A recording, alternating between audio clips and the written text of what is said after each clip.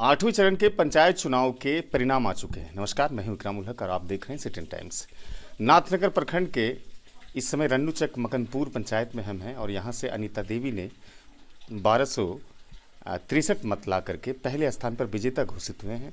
आज उनके प्रतिनिधि पति हैं मुकेश जी, उनसे बातचीत करेंगे और क्या कुछ कहेंगे इस जीत पर ये भी समझेंगे और ये भी समझने की कोशिश करेंगे कि कहते हैं कि विकास मॉडल स्थापित होगा बिहार के पटल पर रन्नूचक मकनपुर पंचायत, तो क्या कुछ है इसकी योजनाएं, उनको भी समझेंगे हम। मुकेश भाई, जीत के बहुत सारा मुबारकबाद आपको, शुभकामनाएं दीजिए। शुभकामनाएं। 60 वोटों से आप जीत दर्ज किए हैं। बड़ी कड़ी लड़ाई मानी जा रही थी और इस जीत में कहीं ना कहीं जनता भागीदार बनी है आपकी।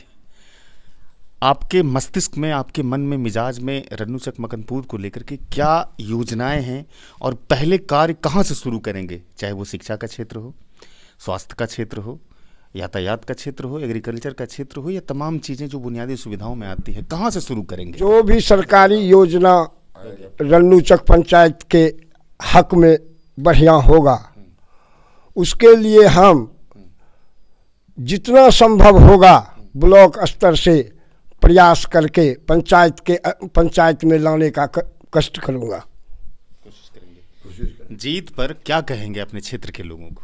ये जो जीत आपको मिली है, ये हमारी जीत नहीं, ये पूरे पंचायत की जीत है। आपकी छवि मुकेश भाई बड़ी स्पष्ट रही है और आप इस बात को समझते हैं कि अपनी छवि को लेकर के कहीं न कहीं इस बार के इलेक्शंस में ये भी काम आया है और अनीता देवी यहाँ से जीती हैं।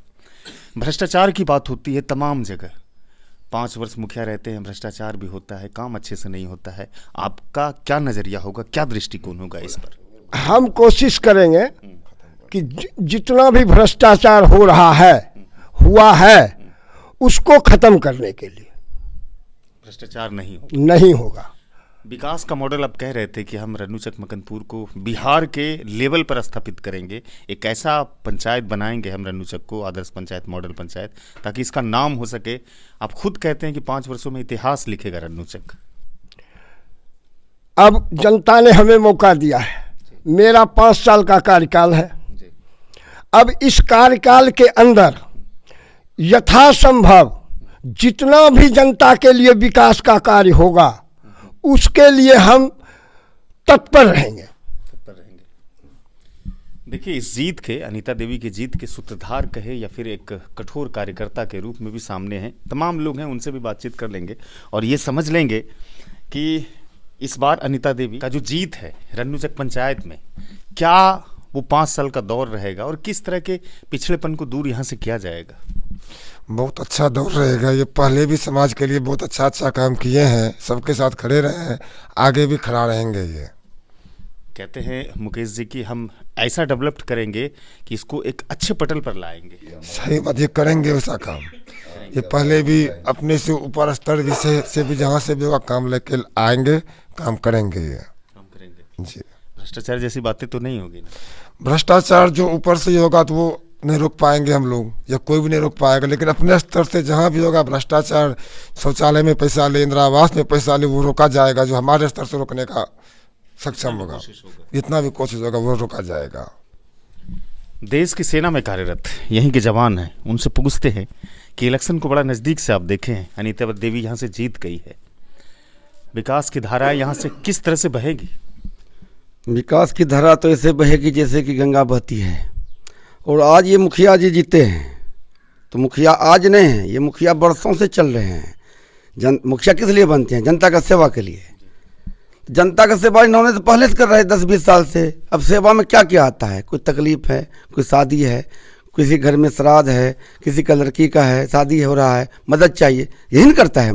ये तो जनता का जब मददगार पहले से है तो इसमें तो कोई डाउट की बात ही नहीं है। क्षेत्र में किस तरह की समस्याएं हैं? शिक्षा का समस्या है, स्वास्थ्य का समस्या है, एग्रीकल्चर का समस्या है, किस क्षेत्र में ज़्यादा काम होगा, किस क्षेत्र में काम होगा? जो 5 साल में नहीं हुआ है वो होगा, और ऐसा होगा कि कोई मुखिया अभी तक किया नहीं है। क्योंकि मैं एक देश सेवा हूँ, मैं एक कोबरा बटालियन में हूँ, हमको कोई पंचायती और उसी से मतलब नहीं है। लेकिन हम भी इस छुट्टी को लेके आए और इनका हम समर्थन किए, क्योंकि सही समर्थन एक फौजी जो दे देगा वो कोई नहीं दे सकता है।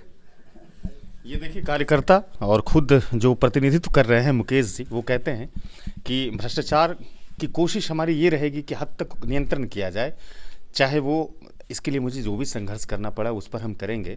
और विकास के मामले में कहते हैं कि जो विकास अवरुद्ध है, जो वर्षों से नहीं हुआ है, वो उसको पूरा करेंगे, चाहे वो शैक्षणिक दृष्टिकोण हो या फिर किसानी और खेती का बात हो, तमाम चीज़ों पर यहाँ पर काम होगा। इस वीडियो को फिलहाल हम खत्म करते हैं, मिलते हैं इससे दूसरे वीडियो में।